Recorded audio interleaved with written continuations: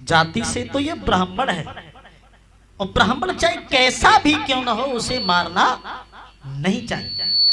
और ये बाल हत्यारा भी है तो इसे छोड़ना भी नहीं है।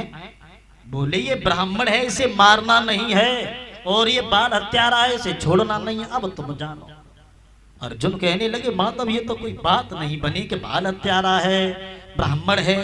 हुआ ऐसा कि उसके सर के आधे दाढ़ी मूछ आधे बाल मुड़वा दिए, सर में जो मड़ी थी उसको निकाल लिया, सभा से बेइज्जती करके भगा।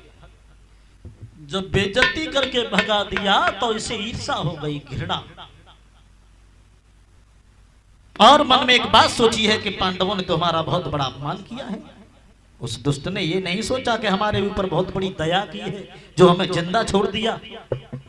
उसे ईर्षा हो गई, मन में सोचने लगा है हमारा अपमान किया है, इसके बदले में मैं उन पांडवों के वंश को ही नहीं छोड़ूंगा। फिर दिल में एक बात आई, अब वंश में रहा ही कौन है भाई, जो बच्चे थे वो मैंने मार दिए। फिर समझ में आया, अभिमन्यु जब महाभारत के युद्ध में खत्म हुए थे, सुनने में आया था कि उनकी पत्नी है जो उत्तरा गर्भवती है, और हम गर्भ के बच्चा को ही नहीं छोड़ेंगे। बाण को आमंत्रित करके छोड़ दिया, ऐसा बाण छोड़ा जो औरतों के गर्भ तक गिरा देता था। भक्तों, जिस समय वो बाण छोड़ा है, उत्तरा का गर्भ जब अंदर ही अंदर चलने लगा है, तो ये भगवान कन्हैया को याद करके रोने लगी है और कहने लगी है, मुरलीधर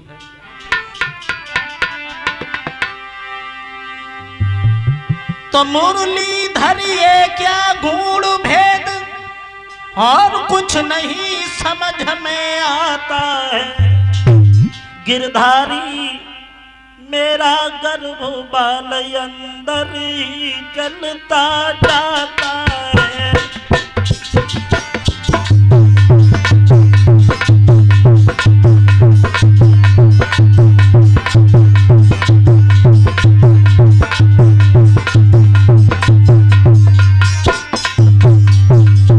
भगवान कन्हैया की याद करके उत्तरा रोई है और बोली है, प्रभु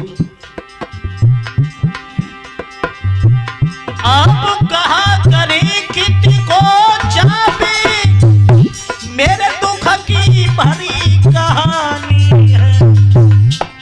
मुरलीधर दीजिए बचाई हमें, मेरे पति की यही निशानी है।